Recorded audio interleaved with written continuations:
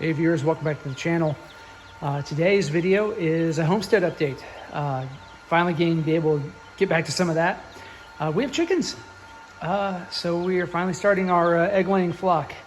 So we have 5 birds that we have so far, and we are going to get another 5 more in another month or so.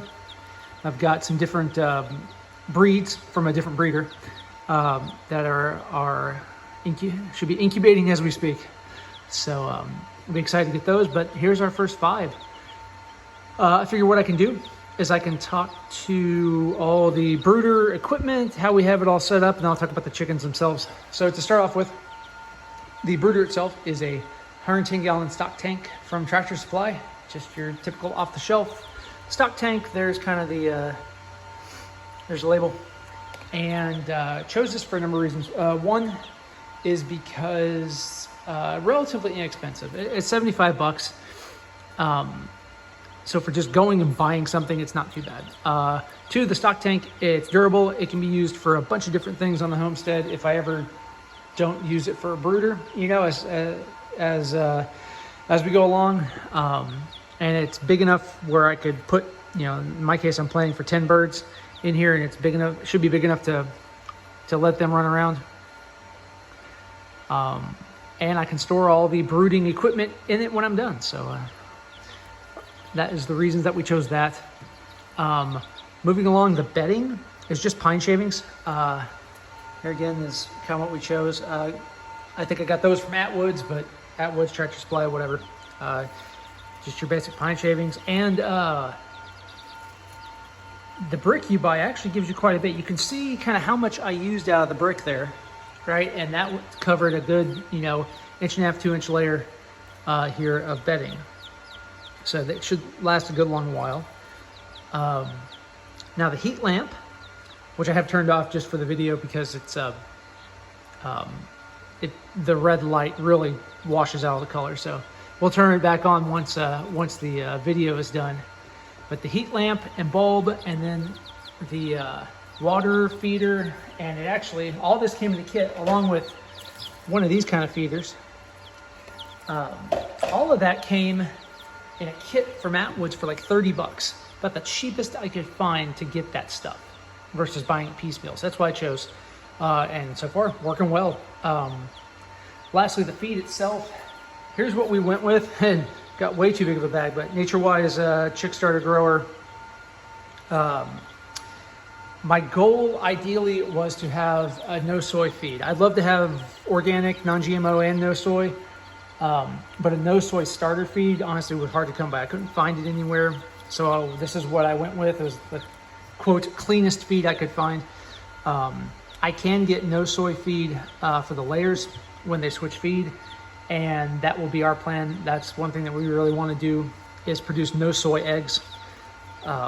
For all the reasons that you don't want soy in your life, right? But and you can't buy those in the store, right? And that creates a premium product. And if you can't buy it and you can only get it through you, then you can charge a premium price for it. So that is our goal, but mainly just to give ourselves eggs. Anything else is kind of gravy. So same with equipment. I'm going to zoom back out here. Suspending the light, I have a scrap wood kind of gantry that I built just out of scrap 2x material. And this was built the night I got the chicks here. They always say, you know, you always say, don't bring chickens home until you have a place for them and it's all ready. And it was mostly ready. I figured, oh yeah, you know, I got the lamp, I'll just clamp it to the side or something like that. And no, it didn't work well at all. And actually, I'll show you. I tried clamping it to the side, clamping it to a ladder by the side, and you can kind of see that deformity on the tub? Yeah, the lamp burnt that because it was just too close. The angle was wrong. It just wasn't good. And so what I ended up doing is having the lamp suspended like this, right? It has a spring clamp, so I clamped it to the 2x, and then I took those reusable zip ties, the same ones I use in the dog pen, and just doubled them up and reinforced it and strapped it there to where, and weaved it through to where if the clamp ever failed, the zip ties will hold the thing in place. And then just wrap the cord, you know, extension cord, you know, nothing fancy.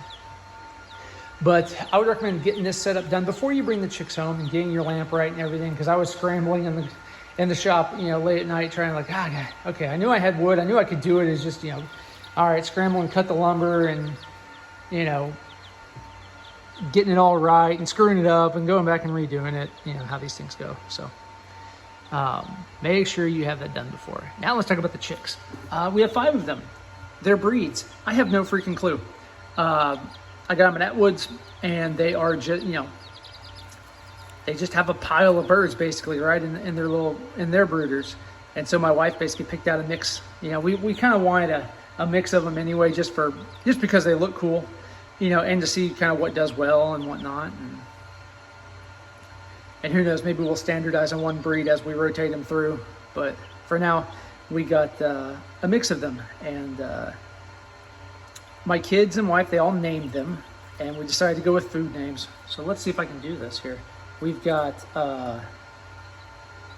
Nilla. There, the little pink one, the little yellow one. Nilla. We've got Pepper. We've got Cookie. We've got Brownie. She was all brown. Now I say she's looking more like a Brookie than a Brownie because she's getting some more tan rather than brown in there. And we've got Nugget, of course, the chicken nugget. So there they are. It's an exciting time at our place, bringing the chicks. These guys are probably 2 to 3 weeks old, I think. I don't know how old they were when we got them, but they have gotten bigger since we've gotten them. They've just started to put on feathers, as you can see, and losing all their fluff. So it is a fun time. We're certainly excited. So I'll take you on the journey once we move them outside into the big coop. I'll show you what we've done with that and give you a walkthrough. But for now, here's the brooder. A couple things that I've learned: the heat lamp. They want ambient temperature for their first few weeks of life to be like 75 to 95 degrees Fahrenheit, hotter than I would expect. So that heat lamp has pretty much been staying on all the time, and I have it all the way at a corner, right? So they basically can thermoregulate themselves. They've got a hot side and a cold side, and they can move wherever they need to move to be comfortable, so they're not sweating or they're not freezing. One of the next to-dos here is I'm going to build a top for this thing, just a frame to lay on top out of hardware cloth and spare lumber. And when I do that, I'll raise the lamp up a little bit too. There's what I've seen at least, there's a schedule of, you know, however many weeks they're old, you put the lamp so many inches off of the floor and keep raising it up to slowly back them off the heat and kind of harden off the chickens, you know, to the temperatures, just like you do with plants, I guess. So I got to figure out how I'm going to do that, raise the lamp up, right? If I'm going to block up the gantry or what, I don't know yet. But that's in theory, that's what you're supposed to do. So I figured I would share what I know, which isn't much, but we're learning. We'll learn together. So I think that's all I've got. Hope you all enjoyed the video. As always, thanks for watching, and we'll see you in the next one.